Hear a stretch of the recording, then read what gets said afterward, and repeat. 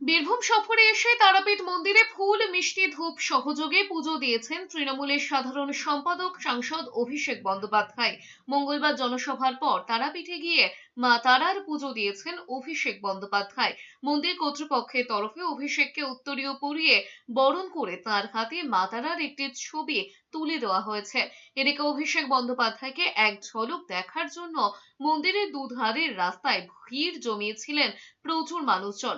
অভিষেক ও তাঁদের উদ্দেশ্যে হাত নাড়িয়ে অভিবাদন জানান। অন্যদিকে বর্ধমানে সোনালী বিবির সঙ্গে রামপুরহাট মেডিকেলে গিয়ে দেখা করেছেন তৃণমূলের সাধারণ সম্পাদক অভিষেক বন্দ্যোপাধ্যায়।